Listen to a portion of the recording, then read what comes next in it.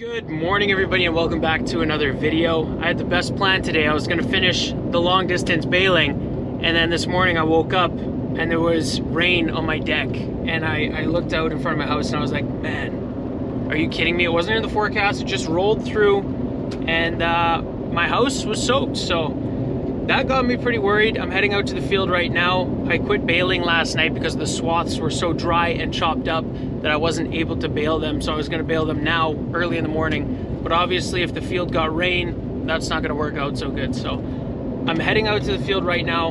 I got my fingers crossed that the rain didn't hit the field. It's about 20 minutes away from my house, so if we're lucky it didn't get rain, and then we can just finish that baling up today. I'm done with the long distance baling.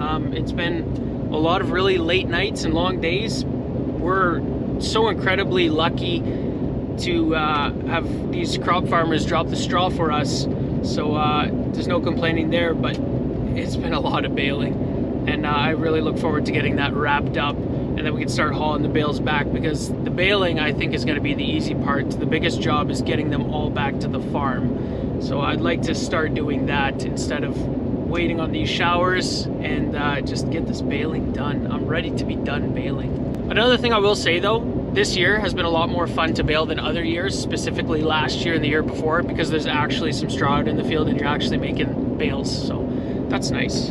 Moment of truth.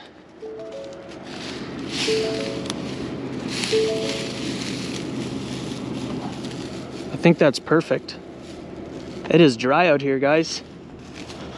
All right, let's hurry up and get in that baler, get it warmed up, start baling this stuff, because it's gonna dry out quick and it's gonna become a problem again. I'm gonna try and clean that window a bit before we get started.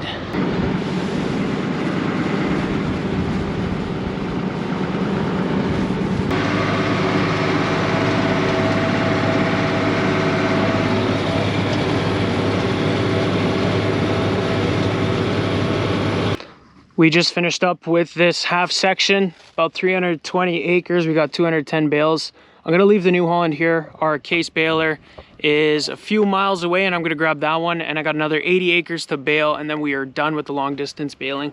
The reason why I'm grabbing that case baler is because that thing has a lot less bales on it, and this thing's baled now 2 quarters and it hasn't been fueled up yet, and I know that one's full, so might as well grab the other one, make sure I can finish off that other 80 acres without needing to worry about fuel.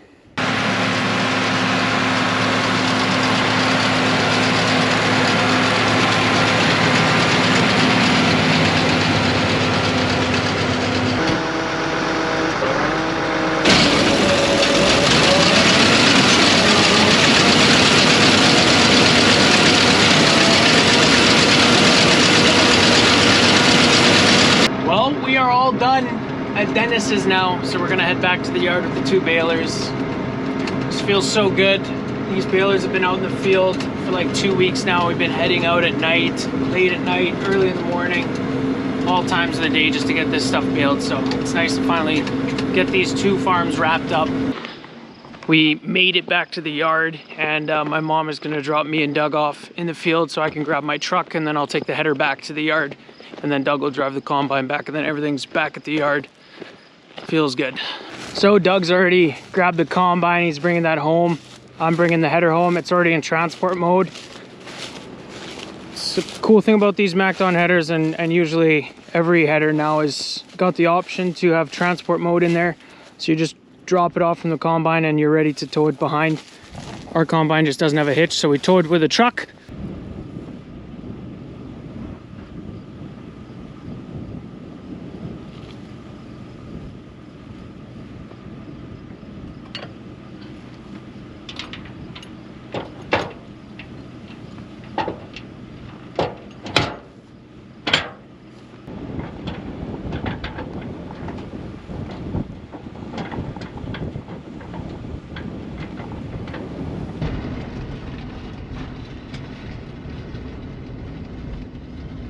We caught up to our combine.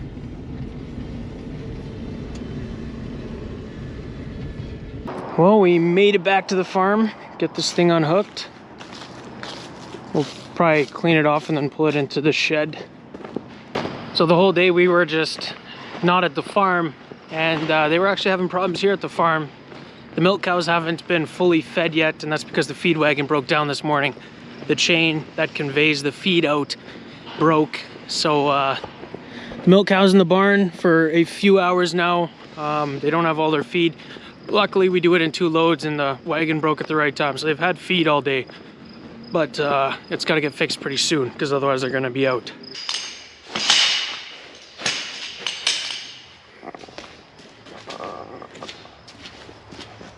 Old bugger chains right there. Yeah, count how many slots are on there.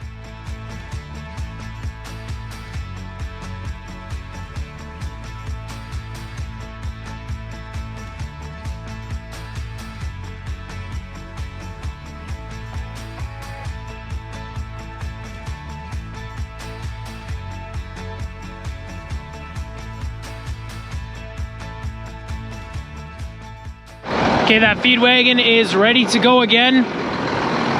We're just gonna dump that 6,000 kgs in front of Group 1. And look at that, they are all out of feed. That's bad, bad, bad. That's lost milk in the milk tank.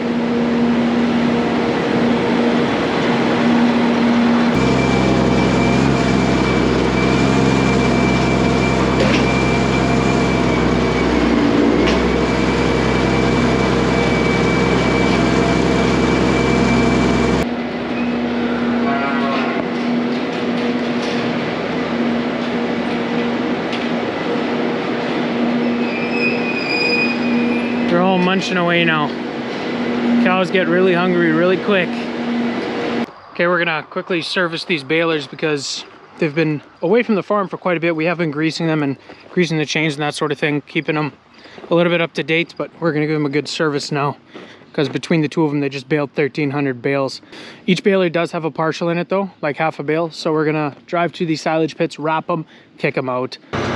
So for baling a partial bale, you can see there the bale height right now is 58 inches. All I need to do is hold wrap and it will automatically wrap the bale and it'll put on the necessary amount of net wrap, because if the bale is a little bit smaller than that 72-inch full-size bale, it's obviously going to need less net wrap to get the 3 full rounds.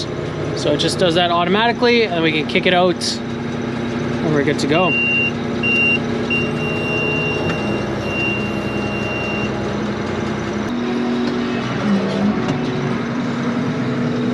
And there we have a mini bale.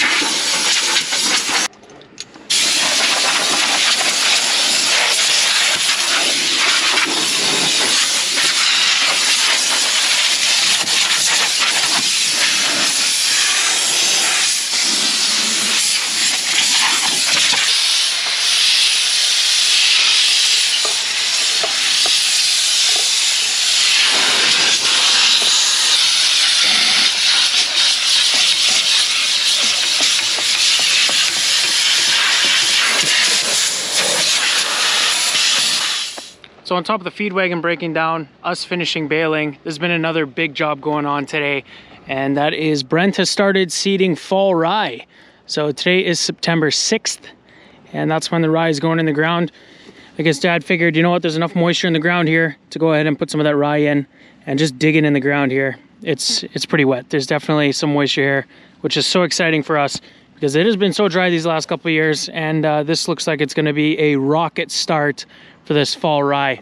So we're putting some hybrid varieties in, and I believe the hybrid variety that we're putting in is Bono, and that has just yielded the best grain and the best straw yields that we've seen. So we did a couple test trips last year, and Bono was a very clear winner in terms of grain yield.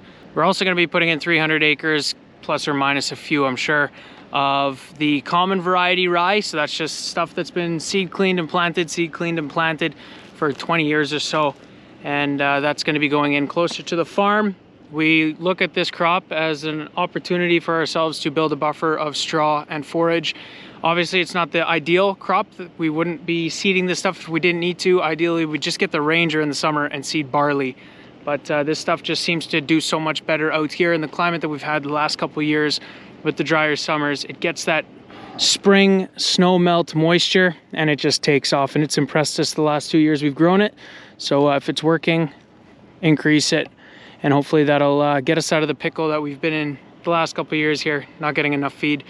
We've got enough feed the last couple of years, we just haven't built a buffer, and that's what we're really trying to do with this rye.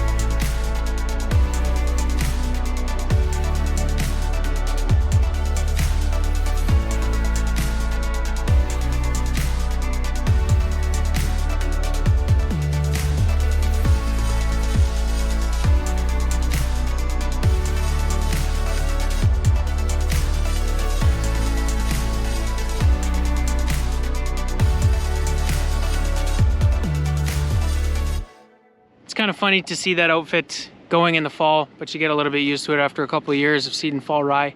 But still, it smells like spring right now, and you know it's not spring. We're actually getting pretty close to winter out here. But yeah, it's always cool to see the drill going in the fall. Hopefully these fields will turn nice and green yet before winter comes in. I'm sure it will. One of our biggest concerns with planting fall rye right now, we have had a ton of grasshoppers this summer. So this stuff is going to come out of the ground nice and green. It's going to just be like a pasture out here. And we're obviously concerned that the grasshoppers are just going to shave it off the ground. But, you know, walking around here, I don't see a single grasshopper. So that's a good indicator that that might not be the case, that it just gets eaten as it grows out of the ground, but you never know.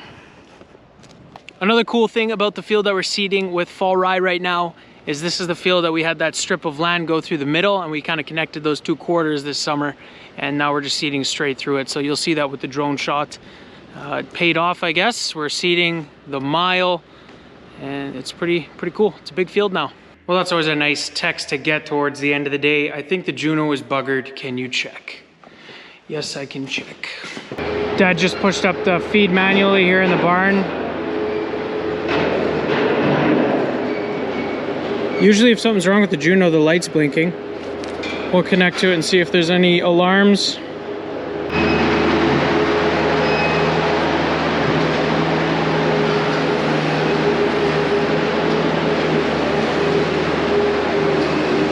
She's in heat.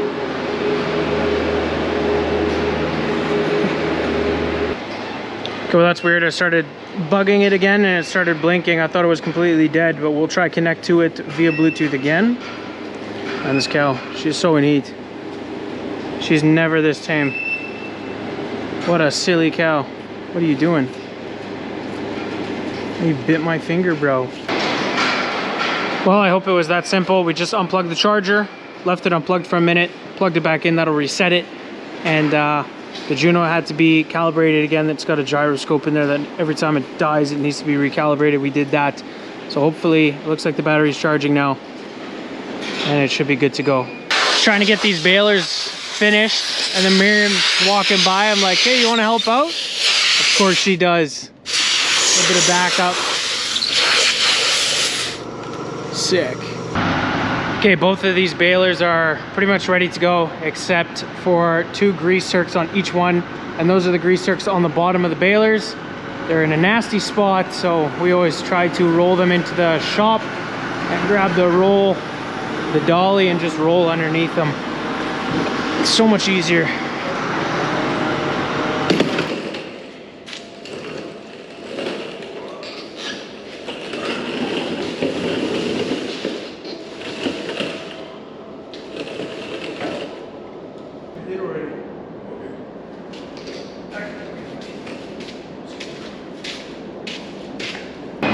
Just checking the cows this evening.